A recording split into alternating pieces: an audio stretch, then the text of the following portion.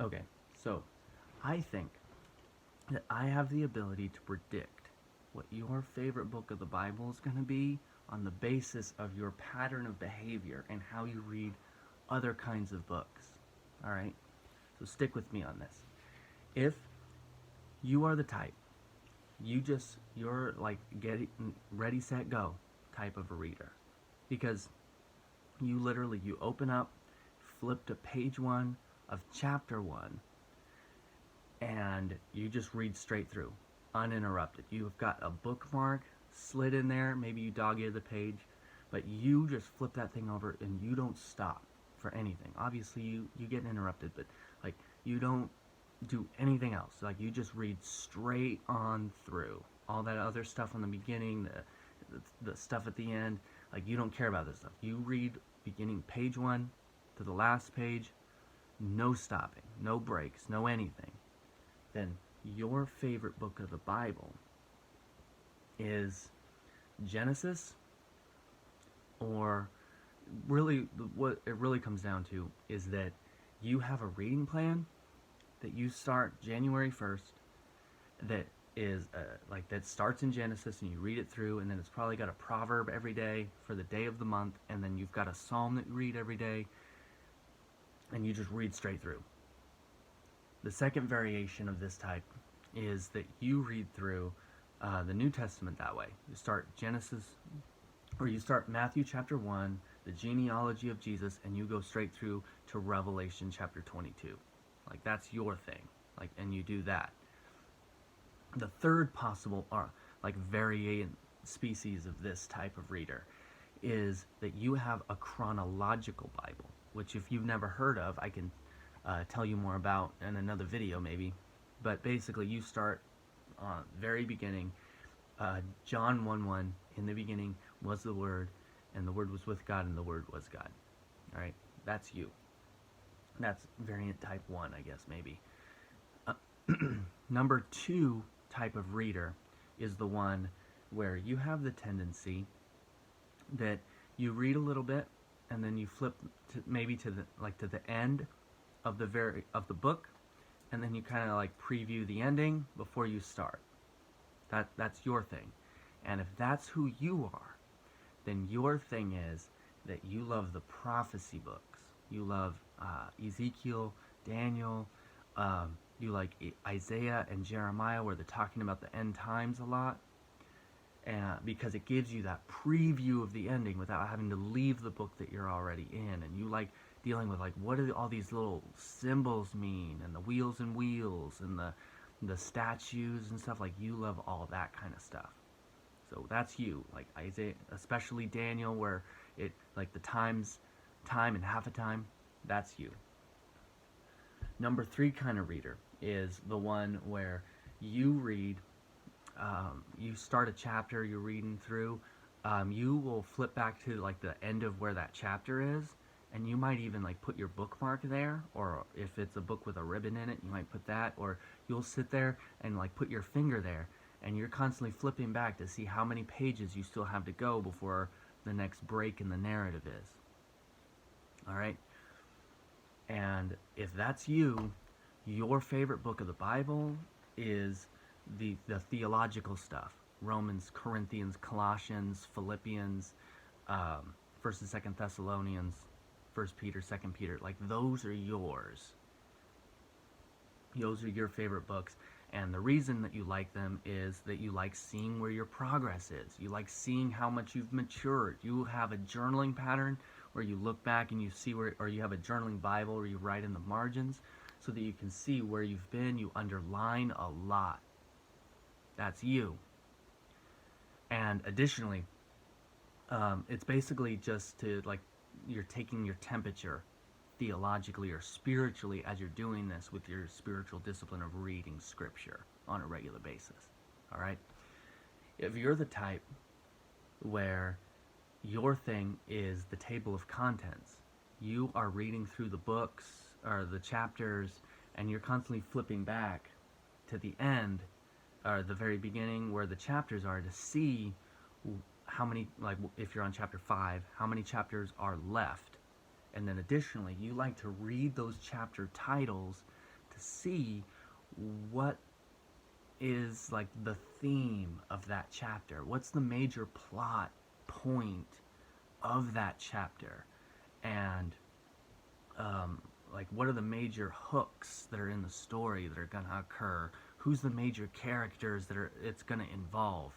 And you like those chapter titles. Like, it's important for you to see those, like the at the top of the page and whatever. And you like creative chapter titles. You want more than just chapter 1, chapter 2. And you like to have, like, if it's a chapter, like, you like having where authors like Francine Rivers say, will have like a little quote from, I don't know, Mark Twain, external literature, poetry, and things that'll like set the theme for how this chapter is going to go. That's you. So, table of contents and stuff. If you are the type that you have the tendency to read just the end, you'll read like that last chapter, that last section, maybe just the epilogue to see how it is, and then you'll say that you've read it after that, which I know there's some of them out there. Don't play with me. I know they exist.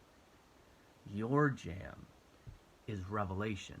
You love Revelation. You're probably subscribed to multiple YouTube channels that exclusively talk about end times prophecy being fulfilled in today's date. You love talking about the numbers and what they symbolize. You like talking about what the different animals and the beasts and the horns and the trumpets and the bowls and all those, like, you are deep into that stuff. And you have the tendency to get caught up in what eschatology you subscribe to, and debates over amillennialism and postmillennialism and premillennialism and the mid and pre and post tribulationism and all of, like, you're deep into that stuff. All right. And then the next thing is maps.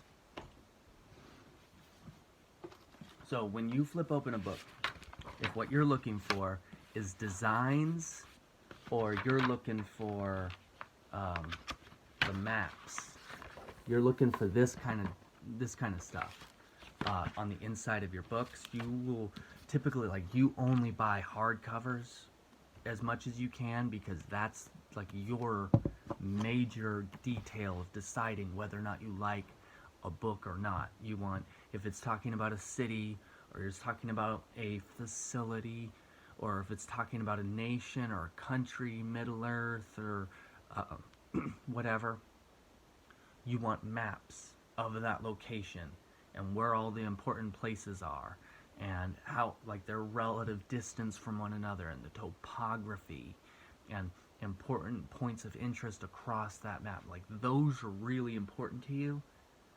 Then the books that you really like are the historical narrative books. So 1st and 2nd Samuel, Chronicles, Exodus, and Numbers to a limited amount, maybe, because you get bogged down in all the legal literature there. Acts, the 4 Gospels are really big to you, because you like seeing beginning, middle, end of stories, right? That's your thing on the for the maps, at least. If you're the type where you're specifically looking for those designs on the inside of the cover, you're looking for the colors, or like the embossed or engraved designs into the cover of the hardcover books, that's your thing. Then your favorite book, this is kind of the second variation of this, is Psalms and Proverbs, Ecclesiastes, Song of Solomon. You love the poetry. You love the highly exalted syntax and the that kind of, like, the language, essentially, of those sections of it. You also like the parables a lot from the Gospels. You like where it's talking, like, rich man and Lazarus, or the 4 soils, the lost coin, the lost sheep, the lost son. Like, you love that eloquence that is embedded in those stories, and you like to think about what that symbolism means as well. You like, when you're visiting places, you like going to gift shops and galleries and like old style churches with the stained glass windows. You like going inside there and seeing what the windows look like from the inside. You're that guy. You or that girl or whatever. Like that's your thing. You like you love the way Vegas lights up the night and things. That's you. All right. So let me know essentially, like, am I right? Am I right or wrong?